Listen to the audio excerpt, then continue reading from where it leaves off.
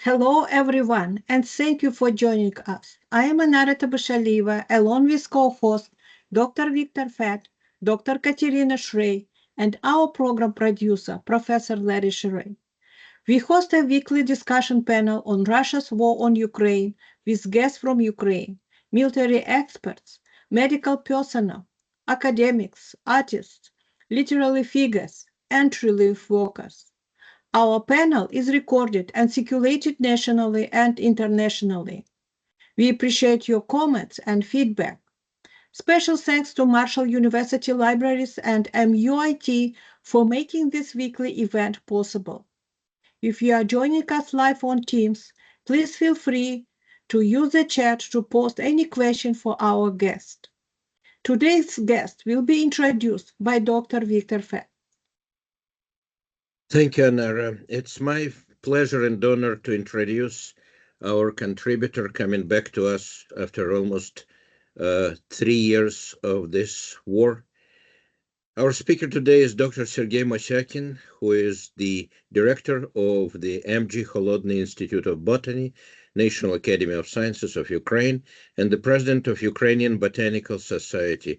Dr. Mosyakin agreed to talk to us on scientific, historical, and cultural treasure of their herbarium and other biodiversity issues during the time of war. Please, Sergei, the microphone is yours.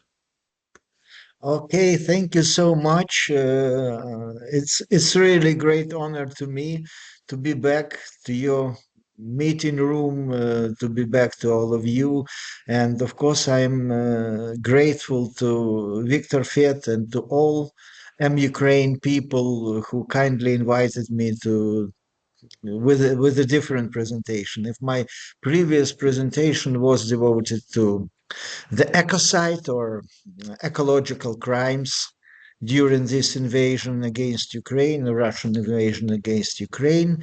This time I decided to give a different presentation, a presentation which is much closer to me. And because, as Victor correctly said, I'm still the director of the Institute of Botany for too long a period of time, because, we have not a ban, but moratorium on elections. So that's my 17th year in the director's office of the Kholodny Institute of Botany of the National Academy of Sciences of Ukraine.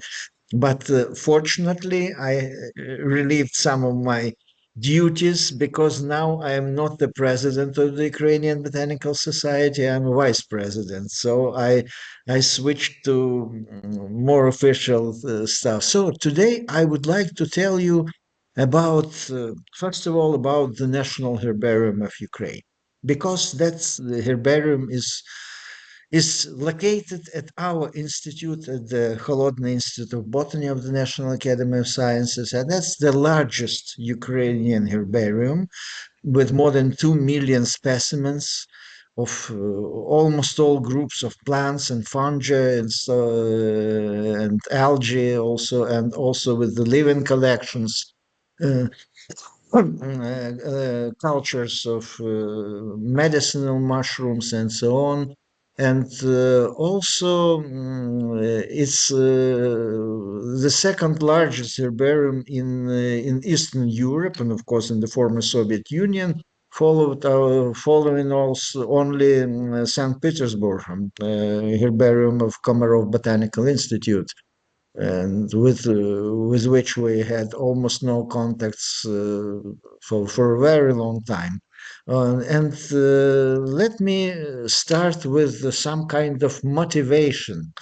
Why I wanted to present this to you. So, as far as I understand, you can see my presentation. Is it correct? Yeah. Can you see the presentation? Yes, we do. Yes, we do. Okay, so I will continue with that. So my presentation is Scientific, Historical and Cultural Treasures of the National Herbarium of Ukraine and some other biodiversity collections in Ukraine in times of war. And especially, I would like to emphasize the need for wider international collaboration. And by this international collaboration, I mean not just support or just charity or whatever. I mean real collaboration, mutually beneficial collaboration between the scientific research institutions of Ukraine and other countries of the world, first of all, the United States. So I will start with rather dramatic pictures. October 10th, October 10, the first year of war, it was rather calm uh, fall day, morning. And then we had the air raid alert, which was quite a ordinary situation in Kyiv in those times. But at that time, we received information. I received information that was early in the morning. People were just moving to their work and so on. And I received information that some missiles hit the central part of the city where the National Herbarium of Ukraine is located, and where the Institute of Botany, the Institute of Zoology, the National Academy of Sciences, the Presidium of the National Academy of Sciences, and several wonderful museums, art museums, and also the Kyiv National University, and several other buildings which are extremely important, not buildings, institutions which are extremely important from the point of view of science and culture and history and so on. So this area has been hit. And when we realized it was hit by two missiles, and at that time it was quite difficult to move in Kyiv because the metro station was in this area was closed. It worked only as a shelter, and I rushed to this area, and we saw this. No, already it was no fire, of course, but we saw that devastation, and together with my deputy, a scientific deputy, Dr. Oksana Vinogradova, and my technical deputy, Viktor Rudenko, we visited some areas nearby, and of course we checked the situation with the premises, with the buildings of the Kholodny Institute of Botany.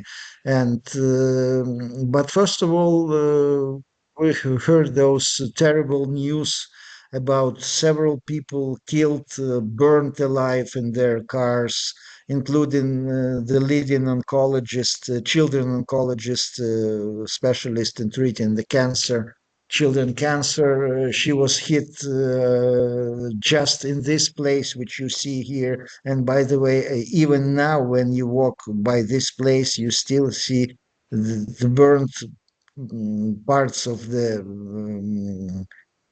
on the tarmac.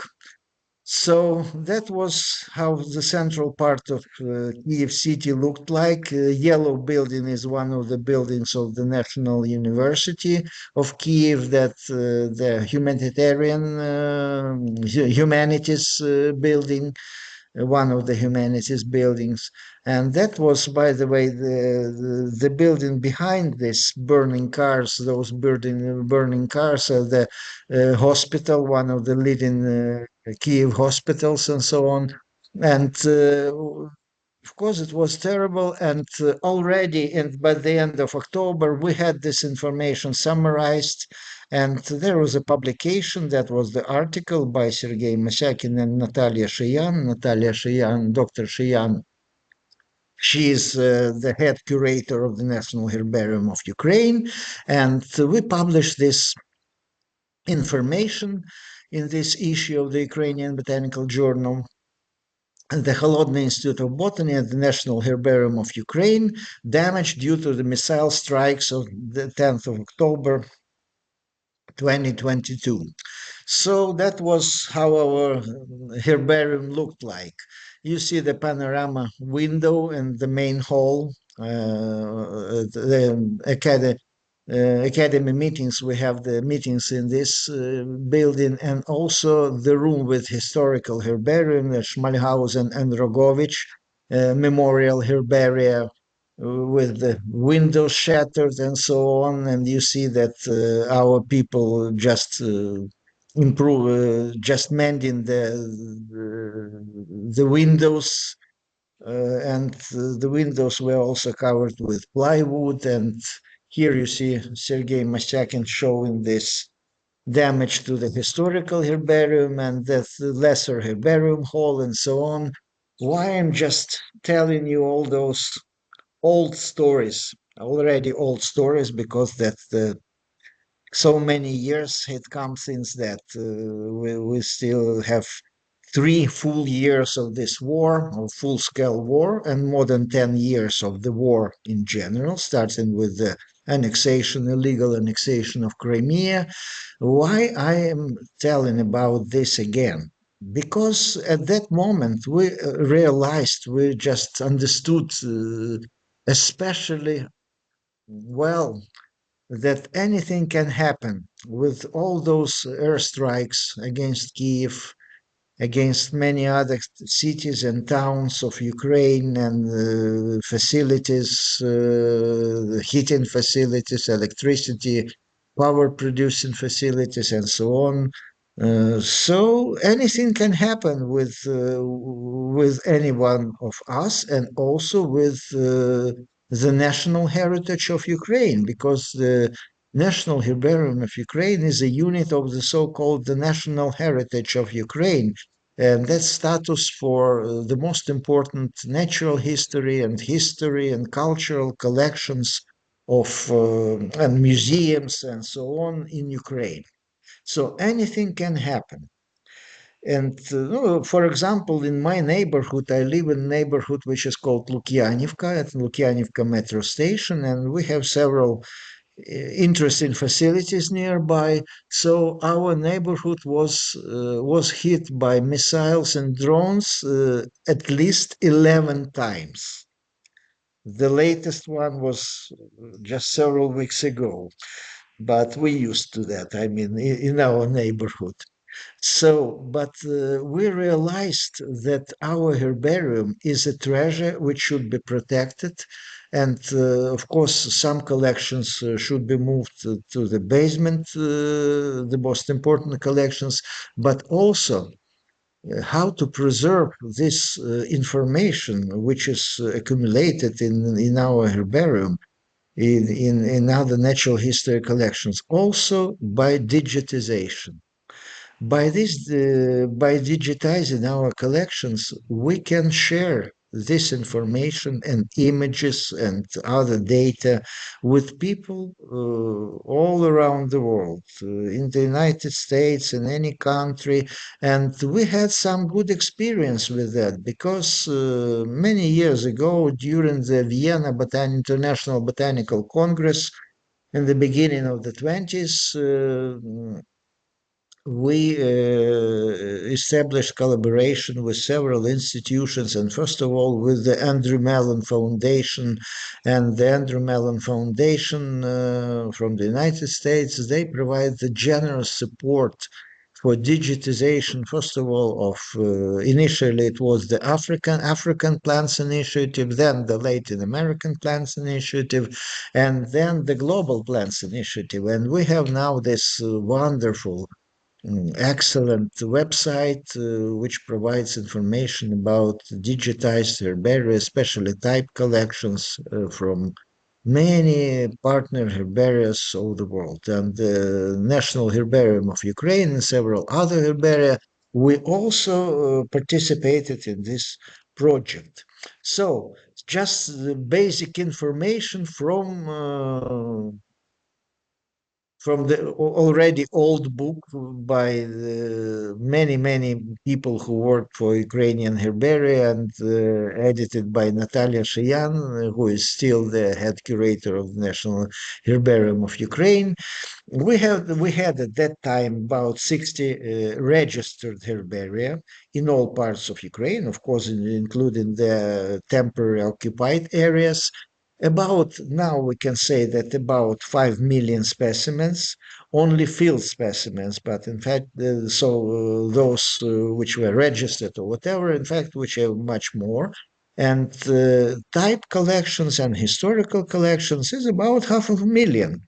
And that's quite a considerable amount of unique specimens. Of course, in our herbarium, we have the best representation of the plants and fungi of Ukraine and some other areas of Central Europe and also some parts of Asia. But we also have amazing historical collections. First of all, the largest one, Turchaninov, and the Besser collection, and several others. So I will just give you a little tour of those collections, and I will try to explain because I understand that there are many people who perfectly well know that the value of type specimens, the specimens which were used by the authors of the plant taxonomists and other researchers who described new species which were new for science in times where those species have been were described. But for many people who are not plant taxonomists or who are not zoologists, or probably, so it's sometimes difficult to grasp this absolutely unique value of type specimens and many other authentic specimens, the specimens which were used by the authors, and in general, the outline of Herbarium of Ukraine. You see that the country is more or less.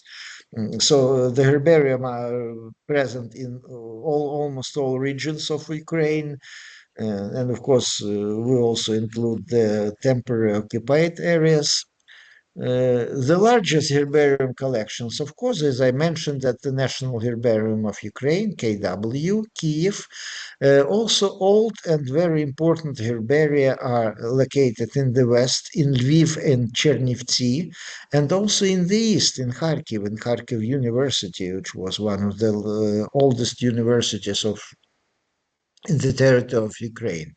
And now we have some of those large herbaria, they are occupied, they are in fact grabbed by the aggressors in Donetsk, in Yalta, in Sevastopol.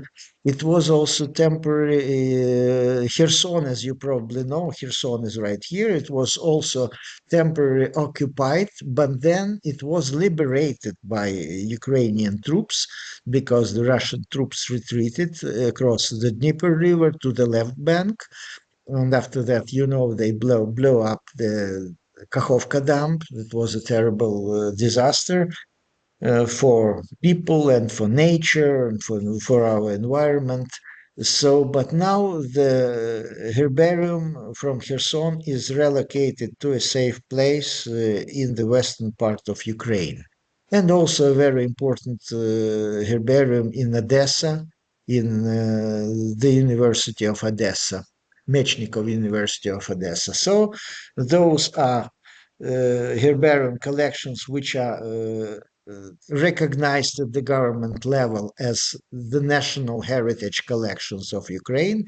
As I mentioned, Kyiv, Kharkiv, collections in Lviv, Chernivtsi, Odessa, and Yalta. And historical collections, they are present in many herbaria. Of those historical collections, the most important, the oldest ones, the oldest historical, not even herbarium, but herbier, is represented in the collection of Odessa. That's Herbier Medical, which is dated, as you see, the 18th century, 1759. Just a few years after Carl von Linnaeus published his Species Plantarum. And here I will use a few slides from our presentation with Natalia Sheyan, which was devoted to historical herbarium collections as unique resources for plant taxonomy. And we have a list of some historical herbarium collections of Ukraine. The largest one is the herbarium of Turchaninov. The general, our guess, it would be 150,000 specimens, probably, but probably much more because this large part of this herbarium is not mounted, and sometimes on one sheet you have two, sometimes three, sometimes up to 6 or 7 specimens.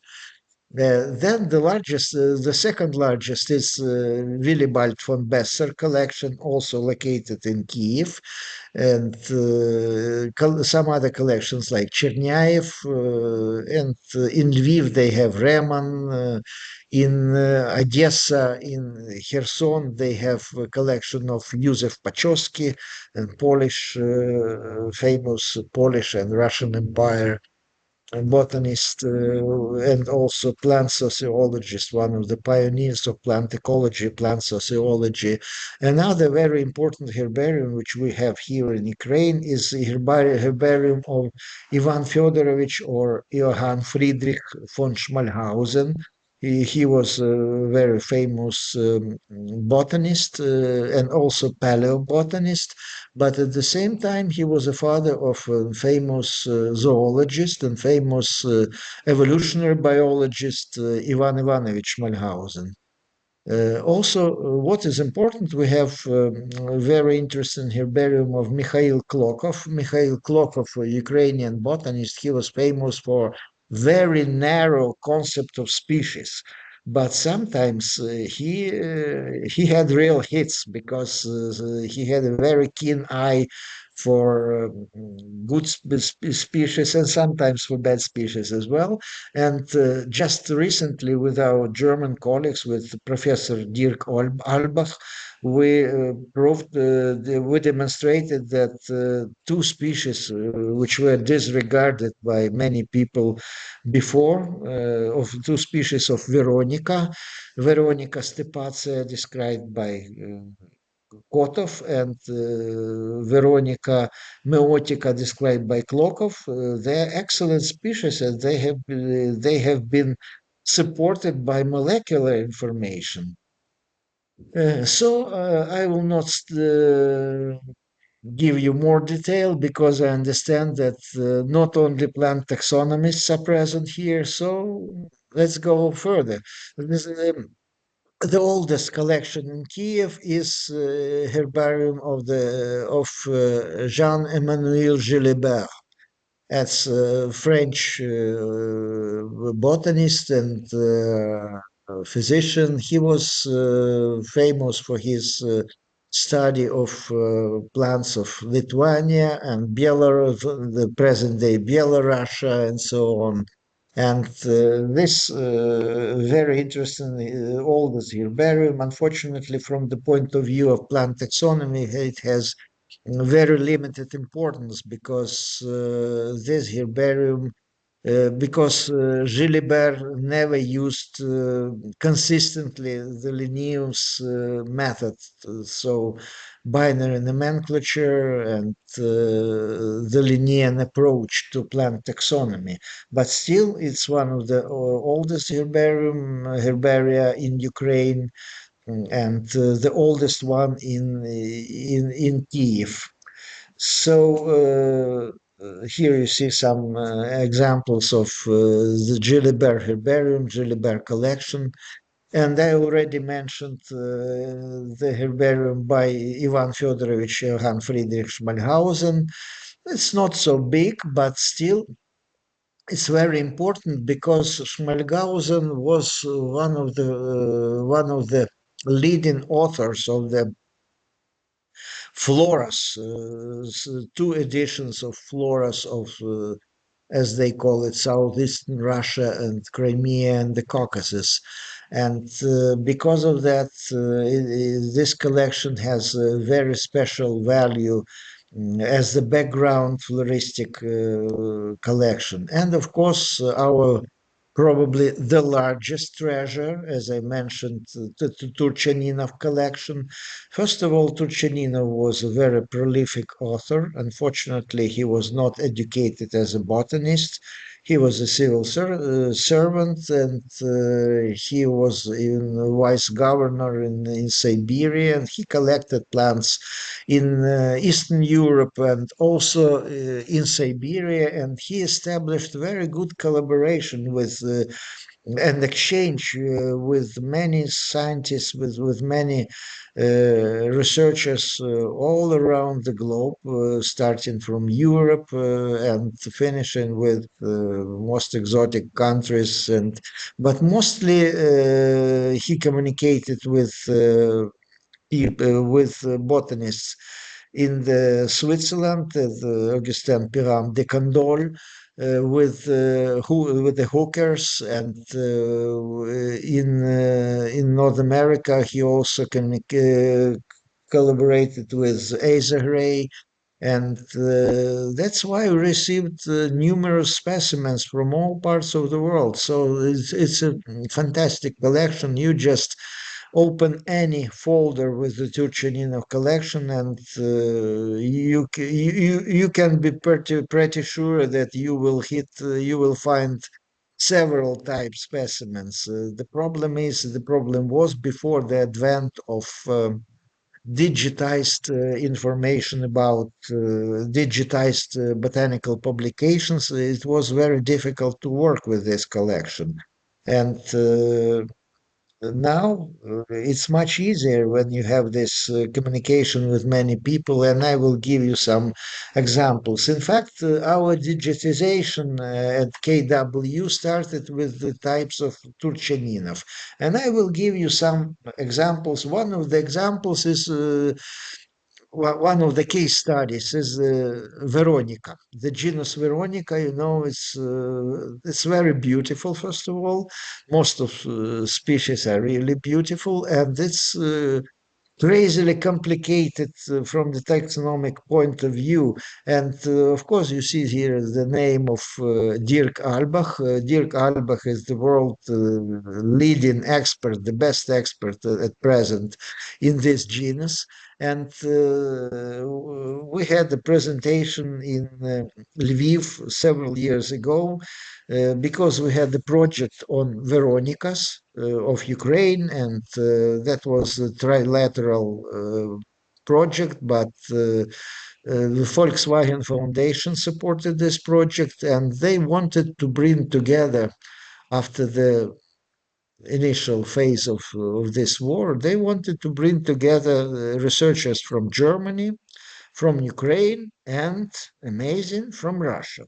In fact, we had no direct communication with Russia. I just met them once in Slovakia. We never visited Russia, which is quite evident, quite explainable, and they never visited Ukraine, which is also quite evident. But still, we communicated with our German colleagues, and it was quite a very nice project. And the results, I will use this case of Veronica to show some treasures of our herbarium, just a case study.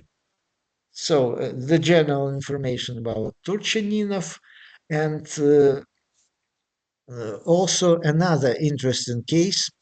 Turchaninov was the author of the flora of the book, which was initially published as a series of articles in one of the journals, Bulletin of the Moscow Society of Naturalists, and then it was published as a separate book. And that was Flora Baikalensi Daurica, Flora of Baikal area and Dauria. And he received for this book, he received the Demidov Prize. And the Demidov Prize was about 5,000 Russian rubles. That was a huge amount of money. So he used of this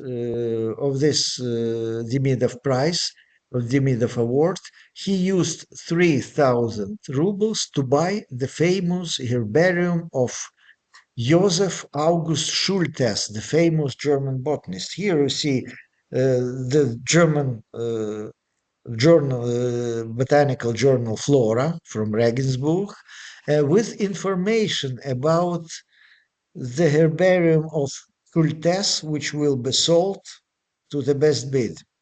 So it has been sold to Turchaninov. So that means that this guy was really devoted to science.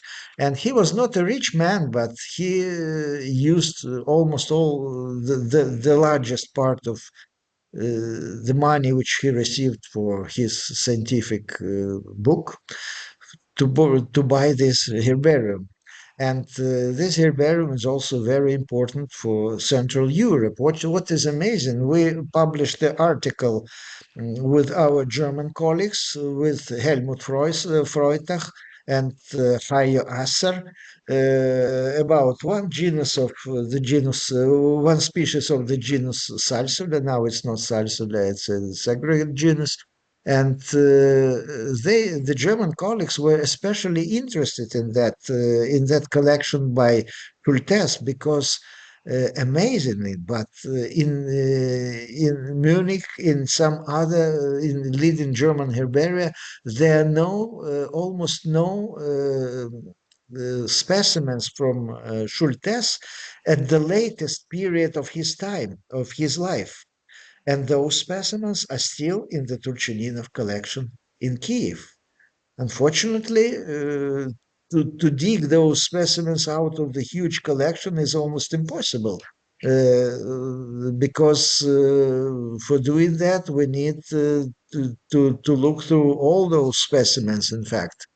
That's why our work, systemic work on Turchaninov collection and some other historical collections are extremely important. So any botanist who can see those faces and who can see those names would immediately say that what a wonderful constellation.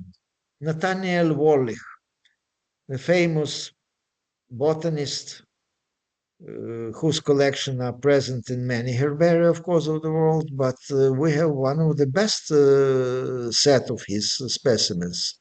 Boissier, Flora Orientalis, Flora of the Orient. Michele Tenore from Italy. George Bantam from the United Kingdom. Two hookers, father and son.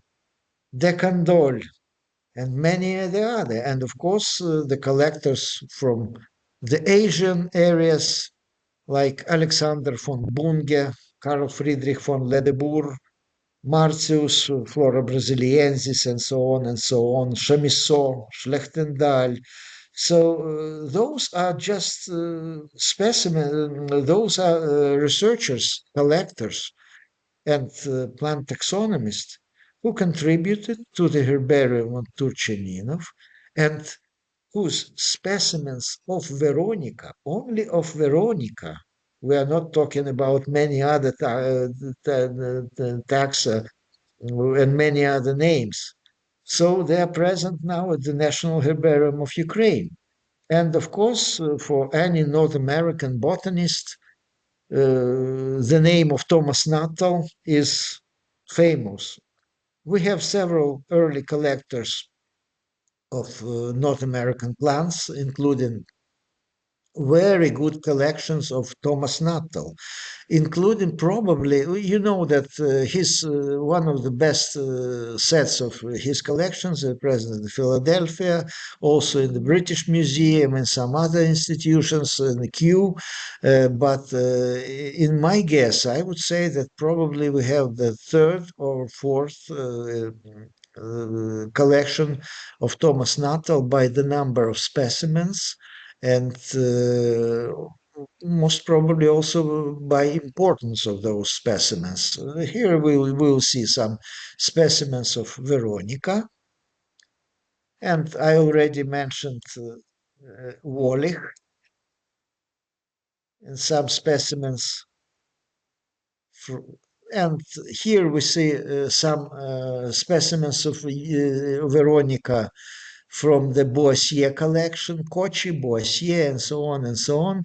And here you see that sometimes, for example, in this herbarium sheet, we have 3 herbarium specimens. And of course, they were annotated by Dirk Albach. Some other specimens. And I would like also to mention that we have one of the best collections of Alan Cunningham and Richard Cunningham from New Zealand and also from Australia, but mostly from New Zealand.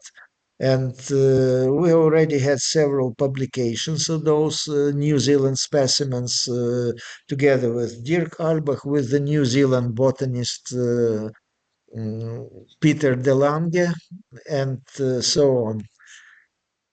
Here you see some specimens of Veronica or Hebe. As you know, Hebe was a segregate genus from down under, from New Zealand, partly some other areas. And as an example, I will give you some specimens, some examples of our publication. If you go to the research gate, for example, to my profile, to profiles of some other people from the KW, from our National Herbarium, from our institute, you can easily find dozens of already published scientific taxonomic publications on many specimens from historical collections of our herbarium. For example, here we used the case together with Dirk Veronica Pachaskiana, Veronica pseudoorchidea. We proved that those two names, they refer to the same species, no, not species, but in fact the ecotype. And we proved, we also demonstrated using the molecular data and also the traditional herbarium taxonomy that such morphotypes, they evolved, they developed independently several times within the huge general range of Veronica spicata from Ukraine, from forest steppe of Ukraine to the Altai Mountains. It will be here we see with Leila Schultz, we studied some specimens of segregate genus Spheromeria, which is now transferred to Artemisia. And we discovered the best collections of this Spheromeria argentea, which is now is called Artemisia natali. And that was also quite an amazing discovery for us, because we realized that so many specimens of Artemisia collected by Thomas Nuttall, they are present here in Kyiv. And in most cases, they are in better shape, and just in numbers of specimens, they are better than specimens, duplicate specimens in Philadelphia or in the leading British collections. Isn't that amazing? Here also you see that another publication together with Leila Schultz about types of sagebrush of Artemisia subgenus Tridentate. It was published in the Phytoneuron, the journal, and so here you see also some scanned herbarium specimens. And of course, I already demonstrated several herbarium specimens scans. And that was due to those projects which we had with the Mellon Foundation in collaboration with several other institutions, because we still have this equipment and it still works. And now it's just upstairs, right there, in a slightly renovated premises, and we still can use it, and that's really great.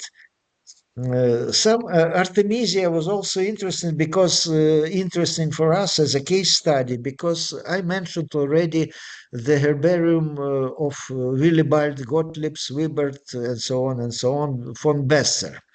Besser was Austrian by his birth, but he spent most of his life in the territory of the present day Ukraine, first of all in Kremenets and then in Kyiv. He was, in fact, one of the first botanists at the National University, at the Kyiv University, and that time it was called St. Vladimir's Kyiv University of Kyiv. And we had a special project also recently with Chinese colleagues also, and we discovered many amazing specimens of Artemisia in the Besser collection. In fact, Besser provided a lot of information. In fact, the treatment of Artemisia for the famous prodromos by De Candolle. And here we see the labels of specimens collected by Victor Jacquemont and received by Adrien Dejussier, and also from the collection of Jacques Etienne Gueux, the famous French botanist. So, in those herbarium collections of the National Herbarium of Ukraine, you can touch the specimens from rainforests of Brazil or from veld of South Africa or from prairies of the Rocky Mountains of North America and from Maori lands of New Zealand. It's simply amazing. So there is no region except Antarctica which is not represented in our historical collections. And I mentioned this Besser collection of Artemisia. We still just scratched the surface and we still have a lot of work to do, especially with North American and Asian specimens of and taxa of Artemisia. And we had the article published recently in the Ukrainian Botanical Journal, which was devoted to the genus Artemisia in the historical collection of Besser at the National Herbarium of Ukraine. I already mentioned the New Zealand specimens, Alan and Richard Cunningham. Epilobium fuchsia. By the way, we also discussed this publication at the initial stage with Peter Raven, who is just an amazing expert in Onagraceae and Epilobium, and also in New Zealand taxa. Here you see one of the species of Epilobium described by Alan Cunningham, and also Fuchsia procumbens, Fuchsia procumbens, Fuchsia procumbens, as probably people from North America would say it. Fuchsia, the species described by Richard Cunningham in the publication of Alan Cunningham.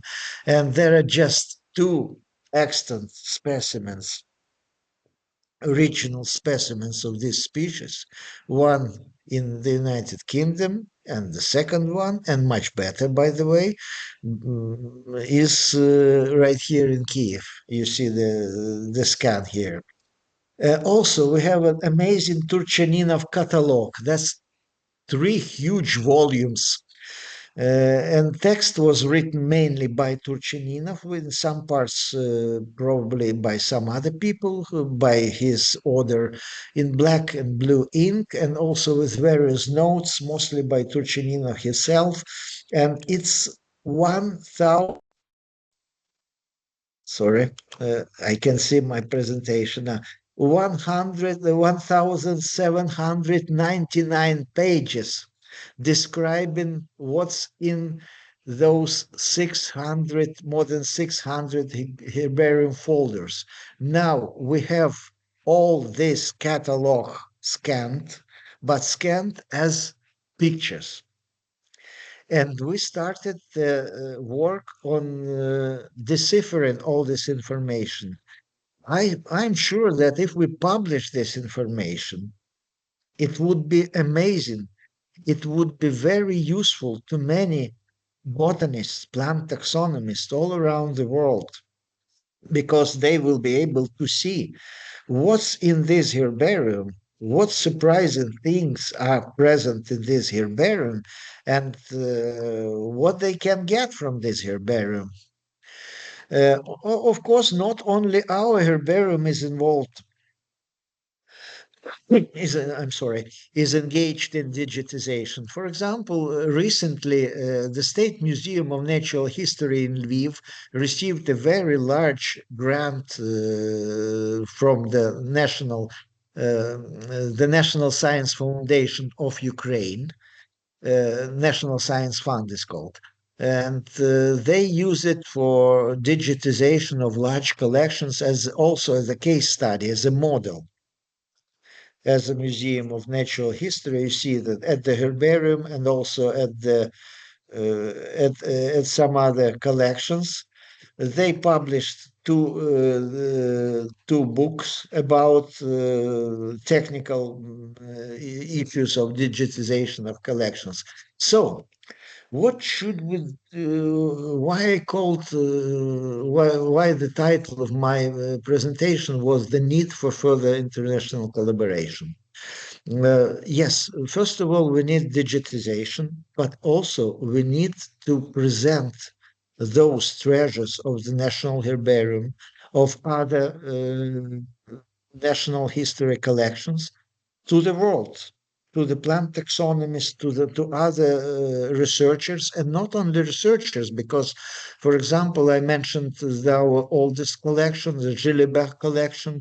There were several historical publications, publications by historians about this collection, and also people who worked in archives. They also studied the watermarks and some amazing features of herbarium papers used in this collection. So it's important from scientific point of view, of course.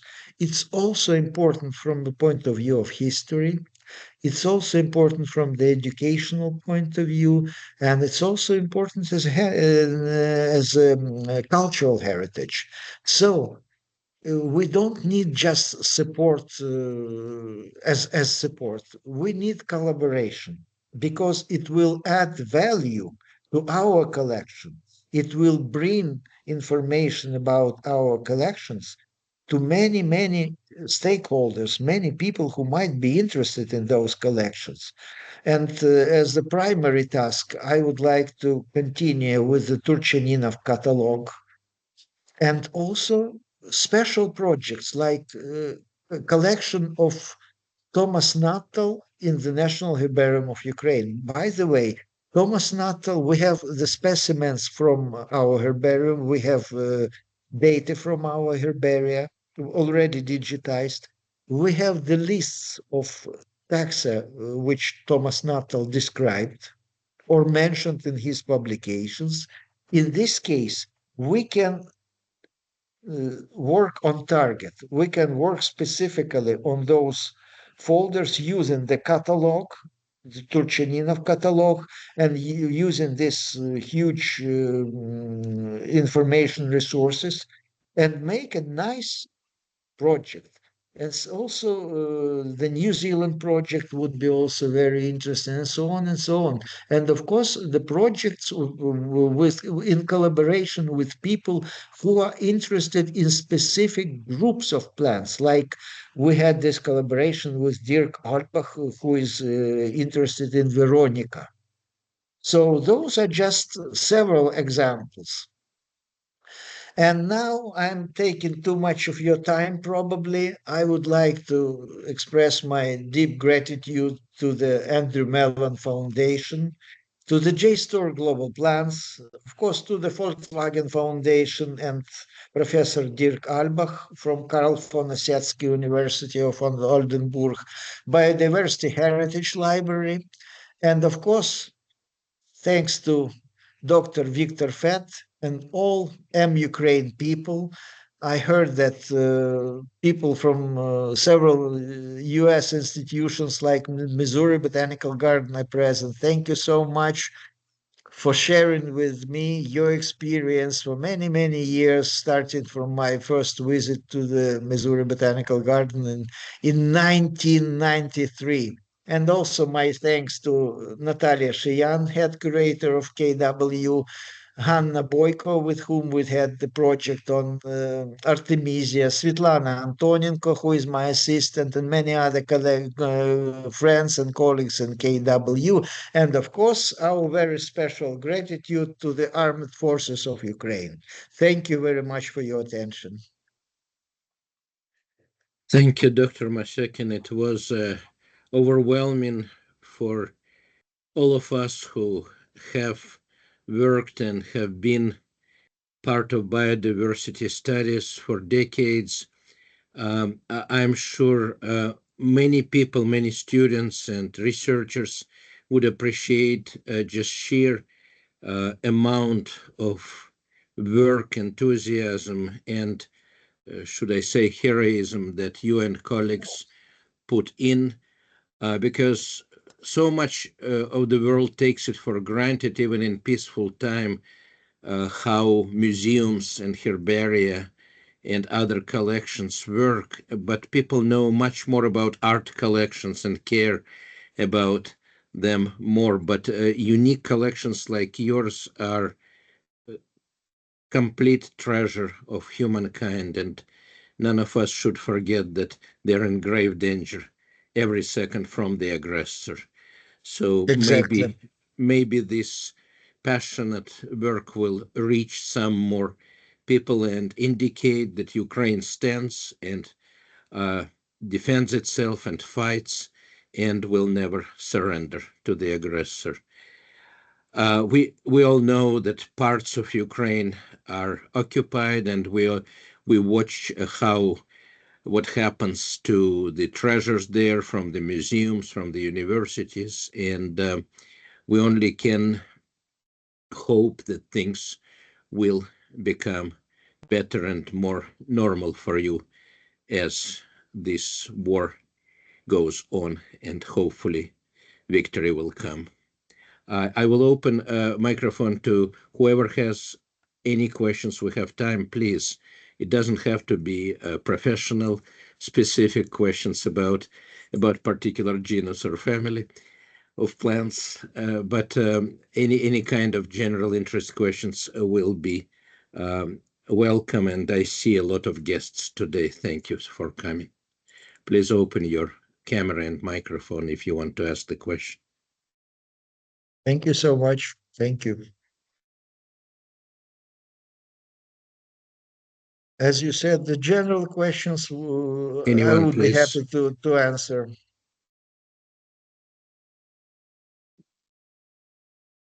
please. Yes, Leslie, please. I guess I can start off. I found it very interesting to know that there's so many specimens in Ukrainian herbariums and so many specimens from around the world. I found it very interesting how much it wasn't just Eastern Europe or Eurasia, but all over the world, including Africa and the Americas, and you mentioned New Zealand. Marshall has which is the institution that obviously Victor is working at and that I graduated from, has its own herbarium, which has, I think, a somewhat substantial collection, but I don't know that it's quite so international as that. So that's really cool. Well, thank you. Thank you so much. Yeah, and of course we're open to any collaboration and from with taxonomists or probably even it would be interesting to share the world. Of course, I'm grateful to Victor and to all Ukraine people and to all who came because spreading the world is also very important because I'm sure that many people have no idea, simply they have no idea that so much botanical treasure, historical specimens are present in our herbarium. And that's, as I said, is the largest, second largest herbarium in Eastern Europe. So we are at the same level as and a little bit larger than Prague Herbarium in Prague, Carlos University, or Budapest, or whatever. So that's an important herbarium, and unfortunately, not so many people know about that. And definitely, not so many people will be able to come to Ukraine in times of war to study specimens. Well, because of that, digitization is a very good option. And also spreading the world, given some. By the way, I was very much grateful to Dirk Albach because he published. No, he had several interviews about his collaboration with Ukraine in local newspapers in Germany, and that gave a better vision for many people who are even those people who are very far from understanding biodiversity or whatever, but it gave some human touch to the work of those crazy botanists. Yeah. Thank you. Thank you so much. Please, Linda. Oh, hi. Linda, Good nice to to see see you. you. It's been such a long time. Oh, no, you mentioned living collections, and I was wondering what difficulties you've had in maintaining cultures and living collections. Well, we had the main problem right now is the electricity. So you know that the Russians hit many times the power generation facilities because they wanted to make life of ordinary people unbearable, I would say. So people should say, "Oh no, please stop this war. We're ready to surrender because we want electricity, because we want our fridges, our refrigerators, and so on to work, and so on." So for us, the main problem was this outage of electricity. And just recently, we had another problem. By the way, we had a fire in our main building, which is not in the herbarium building, but in our main building, because the electricity transformer substation, which is serving the Institute of Botany, Institute of Zoology, and the National History Museum. Probably it was because of those electricity problems. There was a big problem at this substation, and as a result, we had double voltage. Mm-hmm. You know, we already have a double voltage as compared to the United States because we have 220 volts. So, but it was about 400 volts. As a result, we had a fire. But fortunately, people who were at the institute, they worked, they reacted very well. And also the firefighters came just in no time and they did whatever is needed to be. So the harm was limited. But still, that's a big problem. That was a big problem for the living collections, which of mushrooms, mushroom cultures, and algal cultures. But still, we lost some specimens, but that was not a critical catastrophe. So that was just in the beginning of April, the 4th of April. Yeah. So that's and of course the big problem is still those drones and missiles coming to Kyiv. As I said, my neighborhood was hit 11 times. Oh my gosh. I can send you some pictures from my balcony, from my window. Are the library collections pretty safe or? Yes, and by the way, our library is located in a different building, but we decided to last year we did the big revolution in our library because we had many old books very important old books, but now most of those books, like Decandole and so on and so on, Linnaeus, not the first edition, but still many important books. But those books are much safer, will be much safer in the Central Scientific Library, which also belongs to the National Academy of Sciences. So one institution of the National Academy of Sciences, the Kholodny Institute of Botany, transferred those books to the special storage facilities of the Vernadsky National Scientific Library. So the most important, because we cannot provide, you know perfectly well, as a person who worked in library for so many years, that those old books, they need special temperature, special humidity, and so on and so on. We were unable to, especially in times of war, we were unable to do that. So we decided to give most of those specimens, most of those books, old books, to the specialized facilities of the National Scientific Library, Vernadsky Library. Mhm. Yeah. Is it difficult for you to receive packages like from the US, books and things like that? I know I've had difficulty sending materials to other places in the world recently, but are there things from us, from the Missouri Botanical Garden Press, that you want or need that we can send there, or? Well, let's make it like uh, if, for example, we need some specific information or books or whatever, it would be probably better for us to contact your library, to contact the Missouri Uh-huh. Botanical Garden Library, because just to send specimen, sorry, I'm talking too much about specimens, because just sending books in times of war to our library is not probably the best idea, but sometimes if you have some interest in publications, it would be better just to exchange information. And so we just don't want you also to spend money or resources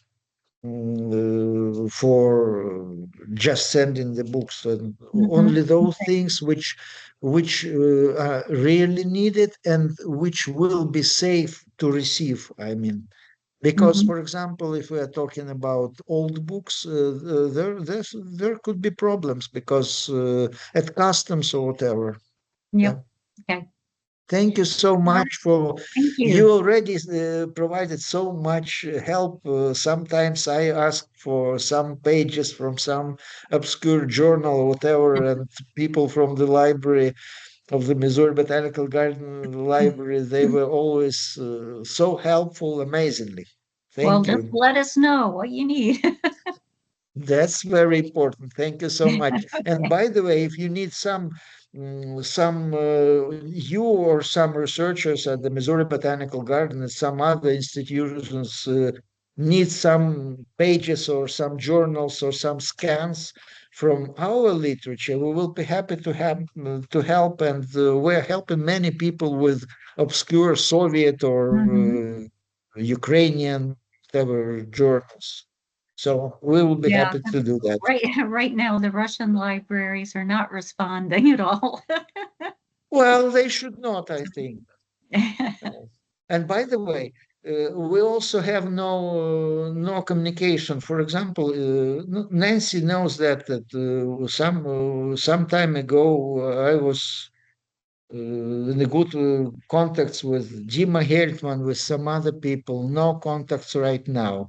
And I Uh-huh. have a feeling that those people, not Dima, not specifically people, but many people from Russian institutions, they're simply afraid Yeah. to have communication with the terrible Ukrainians, the colleagues, and so on, and especially people who are still on the occupied territories of Ukraine.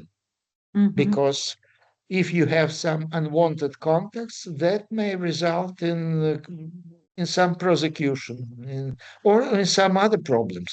Who knows? Yeah.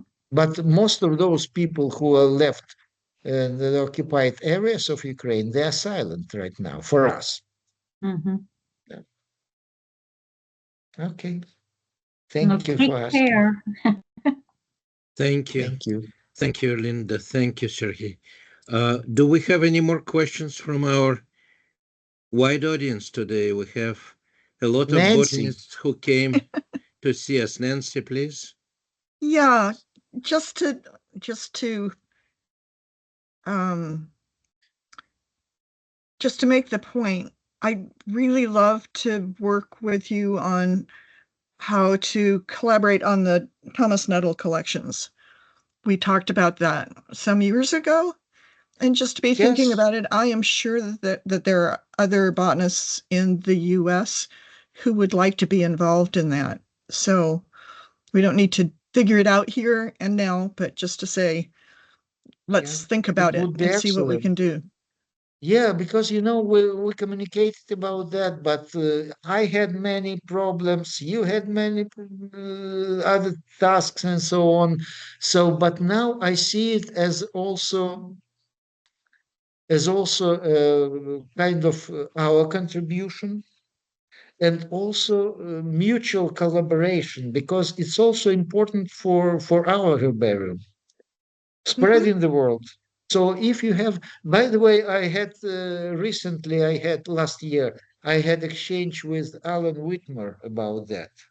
Mhm. But he suggested some ideas, but it's stopped at some point because right now I'm also commuting a lot because I'm trying to save my time to have a good planning of my work because right now uh, my mother, my wife's mother, she is 97, so we're trying also to keep her.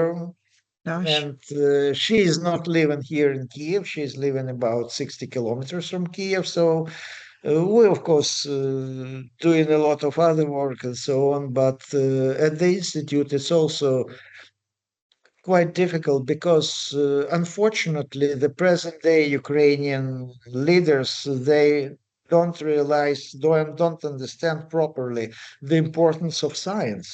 Really?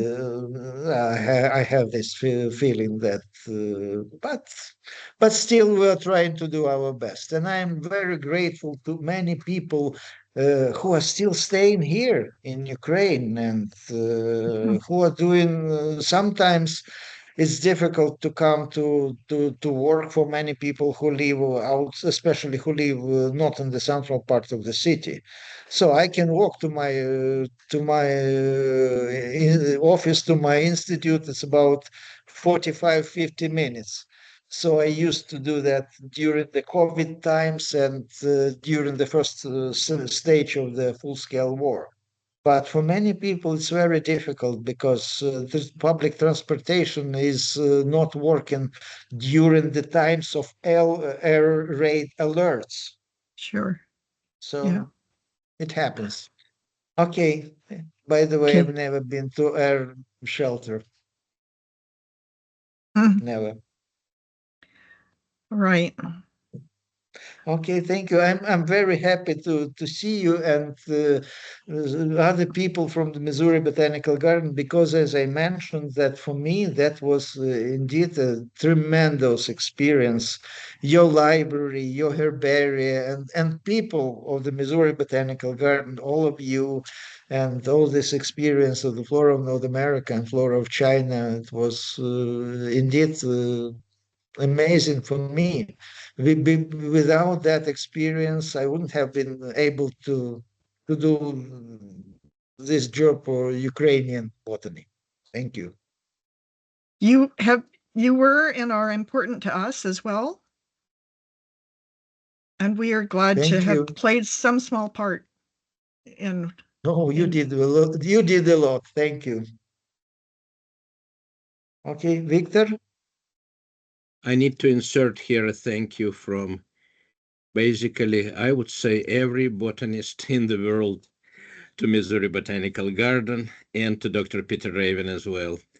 Exactly. I was privileged to have met him many years ago, and he was very helpful.